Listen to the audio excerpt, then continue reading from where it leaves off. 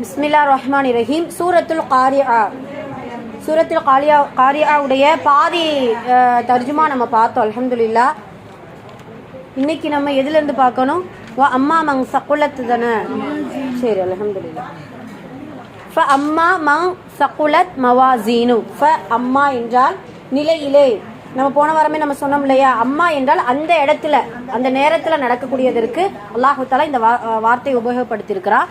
மன் சக்குலத், மன் என்றால் யார், சக்குலத் என்றால் கனமானதாக, மவாசீனுஹு அவருடைய எடைத்தட்டுகள், ஹூ என்றால் அவருடைய, மவாசீனு என்றால் எடைத்தட்டுகள், எவருடைய எடைத்தட்டுகள் கனமாக இருக்கின்றதோ, ஃபஹுவ ஃபீ ஈஷத்திர் ராதியா, ஃபஹுவ எனவே அவர், ஃபீ ஈஷா வாழ்க்கையிலே, என்ன வாழ்க்கை, ராதியா திருப்திகரமான வாழ்க்கையில் அவர் இருப்பார் அப்படிங்கிறத அல்லாஹு தஆலா சொல்லி காட்டுகிறார்.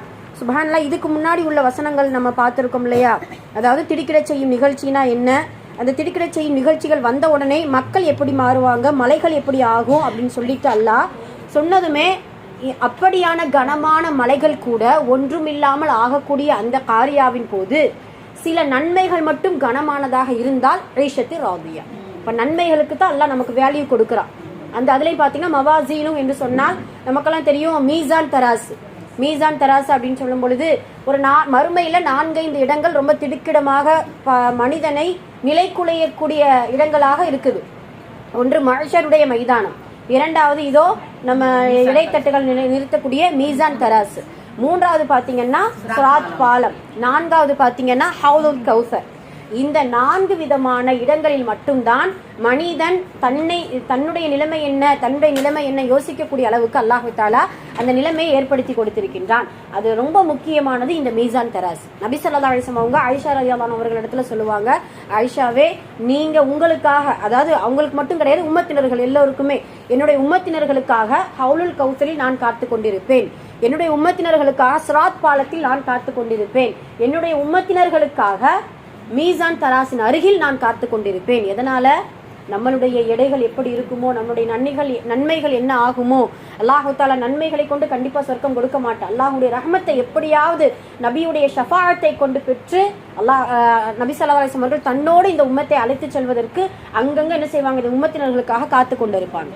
சரி, அப்ப அந்த மீசான் தராசை நிரப்பக்கூடிய அமல்கள் தான் என்ன அப்படிங்கிறத நம்ம பார்க்கணும். நம்ம போன வாரமே சொன்னோம், இஹ்லாஸோடு செய்யக்கூடிய எல்லா அமல்களும் மீசான் தராசை நிரப்பும், அதில் எந்த ஒரு சந்தேகமும் கிடையாது. இரண்டாவது பார்த்தீங்கன்னா, அல்லாஹுடைய தூதர் வழி சொன்ன எல்லா நல் செயல்களும் எல்லா நல்ல அமல்களும் மீசான் தராசை நிரப்பும்.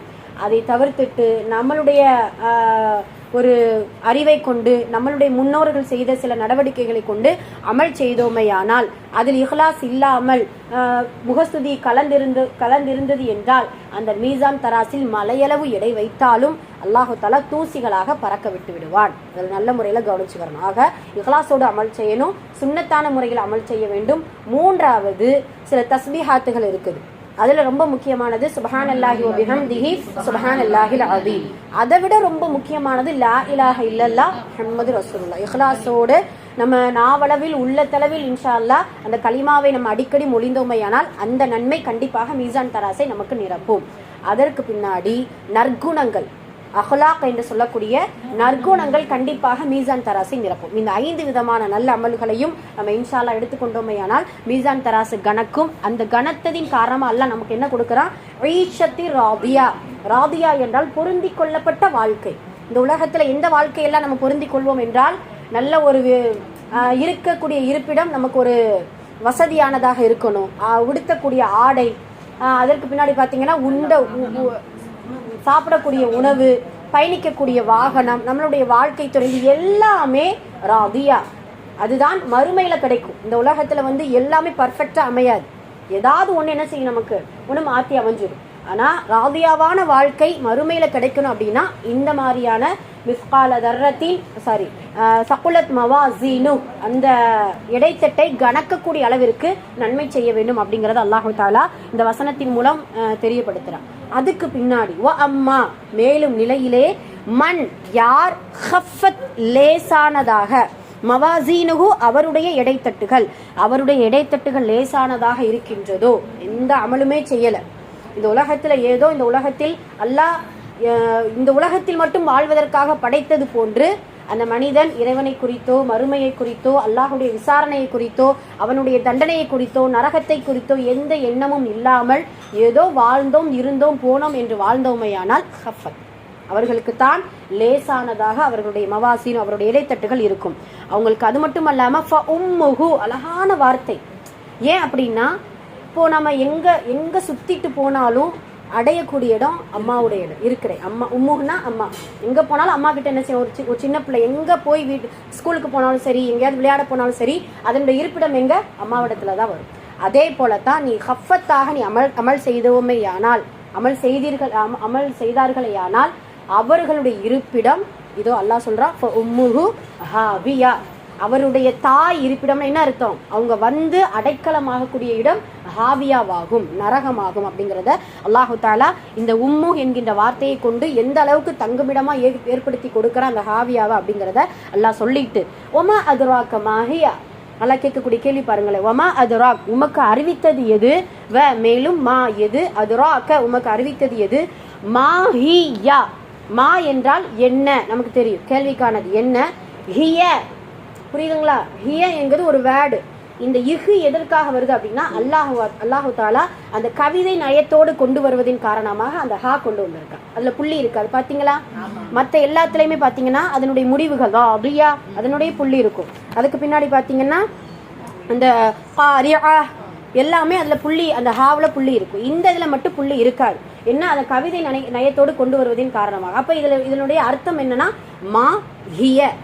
மா என்ன, ஹியனா அது. அது ஏன் பெண்பாலா கொண்டு வந்திருக்கா அப்படின்னு சொல்லும் பொழுது எதை பத்தி பேசிட்டு இருக்கா, ஹாவியாவை பத்தி எல்லாம் பேசிட்டு இருக்கா. ஹாவியா என்பது கடைசியுடைய அந்த எழுத்து புள்ளி வச்சது ஹாவியா இருக்குதா. எங்கெல்லாம் நமக்கு உதாரணமா ஃபாத்திமா கடைசியில பெண்பால் எல்லாத்துக்குமே புள்ளி வருது, புரியுதுங்களா. அப்படிதானே ஃபாத்திமா ஹதீஜா எல்லாமே நிறைய கடைசி இடத்துல புள்ளி வரும். அப்ப அது எல்லாமே பெண்பாலுக்குரியது. பெண்பால் வந்துச்சு அப்படின்னா ஹியதா வரும், ஆண்பாலுக்கு ஹுவ. புரியுதுங்களா, அதை நல்லா புரிஞ்சுக்கிறோம். அதனால இந்த இடத்துல ஹாவியா என்பது பெண்பாலை குறிப்பதின் காரணமாக மா ஹுவ என்பது அல்லாஹ் சொல்லல, மா ஹியா. மா ஹியா வமா அதுராக மா ஹியா, அது என்னவென்று உமக்கு அறிவித்தது எது. நாருன் ஹாமியா. நார் என்றால் நரக நெருப்பு, ஹாமியா என்றால் மிக கடினமாக சூடுள்ள ஒரு நரக நெருப்பை அல்லாஹு தாலா அந்த ஹஃபத் மவாசீனு யாருடைய இடைத்தட்டு லேசாக இருக்கிறதோ அவர்களுக்கு அல்லாஹ் தயார் செய்து வைத்திருக்கின்றான். சுப்ஹானல்லாஹ். அதனால நம்மளுடைய இடைத்தட்டை கணக்கக்கூடிய சில நற்செயல்களையும் சில நல்ல அமல்களையும் இன்ஷா அல்லாஹ் செய்யக்கூடியவர்களாக இருக்கணும். அந்த செய்தால் மட்டும்தான் இந்த உலகத்துல இழிஷத்து ராதியாவை அல்லாஹ் கொடுப்பான். அதே போல மறுமையிலும் நமக்கு இழிஷத்து ராதியா நமக்கு கிடைக்கும் இன்ஷா அல்லாஹ்.